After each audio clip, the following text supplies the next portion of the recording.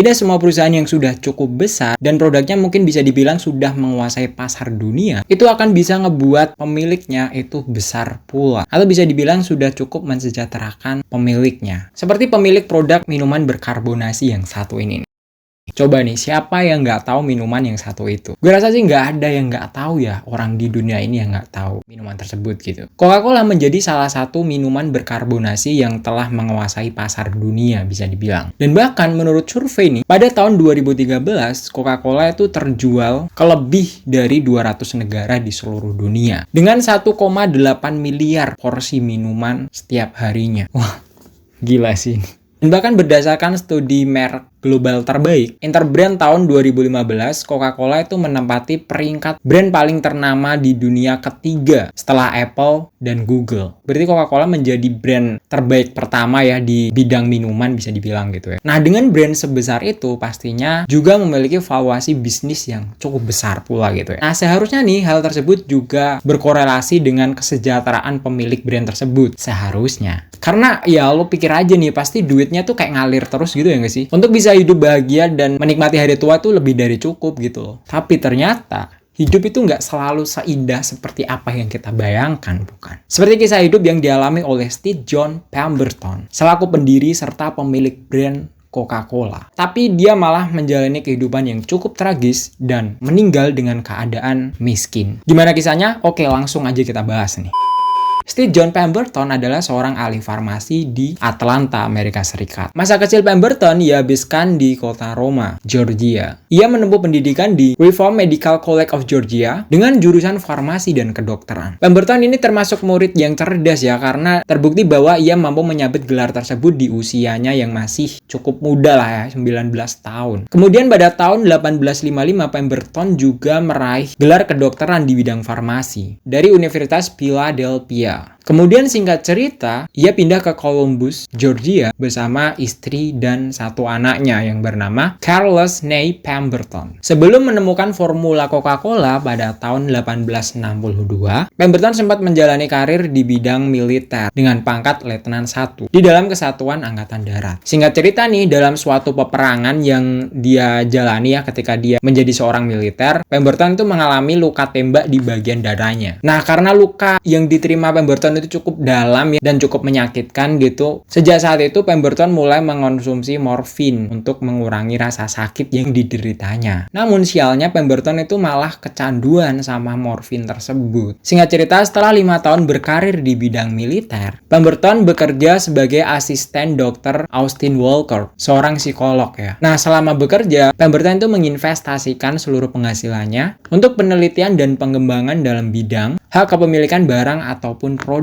seperti minyak, parfum, dan obat-obatan tradisional. Nah, kemudian pada tahun 1869, Pemberton dan keluarga memutuskan pindah ke Atlanta, Georgia untuk membangun karir bisnisnya, yaitu menjual minuman yang mengandung alkohol dan kokain. Minuman tersebut bernama French Wine Coca. Nah, di saat itu bisnis tersebut sudah menghasilkan uang yang cukup lumayan tuh. Namun, semenjak Atlanta itu mengharamkan penggunaan alkohol pada makanan di tahun 1885, Pemberton terpaksa harus menghilangkan kandungan alkohol pada minumannya tersebut. Begitupun kandungan kokainnya yang terpaksa harus dibuang juga untuk mensiasati rasa minuman tersebut agar tidak terkesan beda banget gitu ya. Karena minuman French Wine Coca itu sudah memiliki konsumen gitu loh. Takutnya nanti kalau rasanya beda banget, mereka udah kayak nggak beli lagi gitu kan. Pemberton menggantikan alkohol dan kokain itu dengan kafein, gula, asam sitrat, dan minyak buah-buahan di dalam minumannya. Nah, sebenarnya French Wine Coca itu adalah cikal bakal dari Coca-Cola itu sendiri ya. Tapi gila sih, kalau misalnya di saat itu Atlanta itu tidak mengharamkan alkohol gitu ya, pasti Pemberton itu masih ngebikin minuman dengan bahan utamanya itu alkohol dan kokain gitu. Dan di saat itu terjadi, mungkin sekarang Coca-Cola itu nggak bisa dijual di sini gitu, nggak bisa dijual belikan sebebas seperti sekarang gitu, kayak ada di toko kelontong dan sebagainya itu, karena haram juga di sini gitu kan, dan ilegal gitu karena ada kokainnya di sana. Nah, kemudian dengan terciptanya formula baru tersebut, seperti gue bilang tadi bahwa nama Coca-Cola itu resmi dijadikan pengganti dari French Wine Coca. Dan Pemberton juga mulai membangun perusahaannya ya dengan menunjuk putranya yang bernama Carl Snape Pemberton tadi sebagai kepala produksi minuman tersebut. Dalam membesarkan produk minuman Coca-Cola, Pemberton dibantu oleh temannya yang bernama Robinson sebagai ahli marketing ya, harus berjuang dengan cukup keras waktu itu. Mereka menjualnya di dalam sebuah guci dan dibawa berkeliling ke kota menggunakan gerobak kuda. Bahkan mereka juga melakukan promosi dengan cara memberikan kupon kepada orang-orang di sana untuk pada akhirnya kupon tersebut bisa ditukarkan minuman Coca-Cola secara gratis. Tujuannya untuk mengenalkan minuman tersebut gitu, agar nanti orang mau nyoba dan kalau misalnya rasanya cocok, rasanya enak, akhirnya banyak orang yang kembali lagi untuk pada akhirnya yang kedua kali membeli pastinya. Dengan promosi yang sudah sebesar itu, pastinya mendapat sambutan yang cukup bagus dari masyarakat ya. Namun, penghasilan itu tidak cenderung meningkat, bahkan malah merugi mereka. Karena pada tahun pertamanya Coca-Cola itu hanya terjual sekitar $50, sedangkan biaya untuk produksi, promosi, dan lain sebagainya itu sebesar $70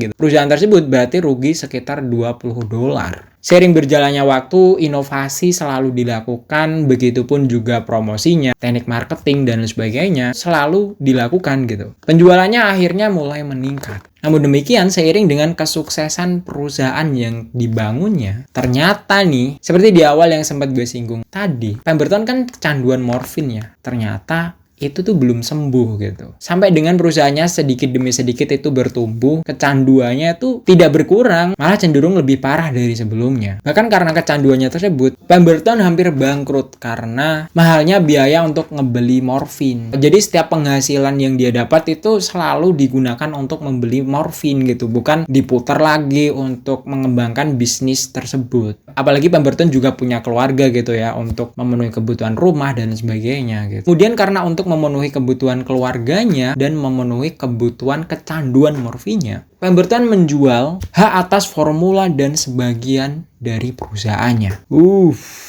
Sayang banget padahal kan. Saat itu Pemberton masih berpikir bahwa meskipun perusahaan lain bisa menggunakan formula tersebut, tapi Charlie anaknya itu masih tetap memiliki kepemilikan dari nama Coca-Cola tersebut. Mungkin nanti secara teknis gitu, kalau perusahaan lain itu ngebikin Coca-Cola juga dengan formula tersebut, Pemberton itu masih mendapatkan royalti dari produk tersebut gitu loh, karena patentnya masih milik dia gitu. Mungkin seperti itu ya, atau seperti apa gue kurang paham sih. Nah, namun sayangnya ini tuh nggak seperti apa yang dibayangkan Pemberton ya, selaku pemilik dan bapak dari si Charlie gitu. Karena si Charlie ini adalah kepala produksi di perusahaan tersebut, ternyata Charlie itu lebih memilih untuk mendapatkan uang secara instan. Apa yang tersisa dari paten Coca-Cola tersebut kepada pebisnis Asagri Candlers. Nah, sejak saat itu, pada akhirnya Pemberton dan perusahaan yang dibangun gitu ya, itu sudah tidak memiliki hak lagi atas Coca-Cola tersebut. Nah, kemudian sejak saat perusahaan itu dipegang Candlers gitu ya, Coca-Cola itu menjadi produk yang sangat terkenal karena penjualannya yang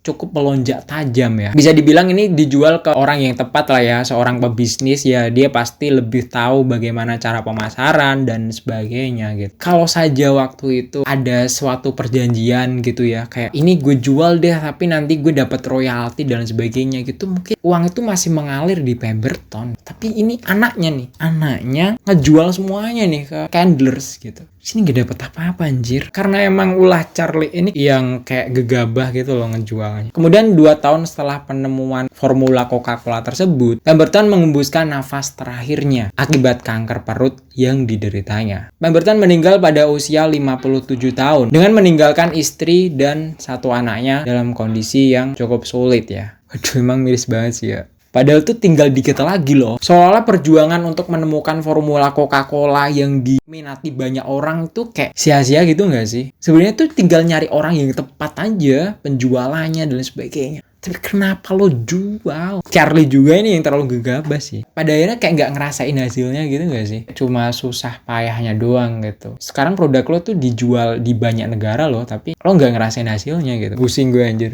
Tapi gimana menurut kalian? Tulis di kolom komentar di bawah. Sekianlah dongeng gue kali ini ya, dengan gue Rian. See you on the next video. Bye!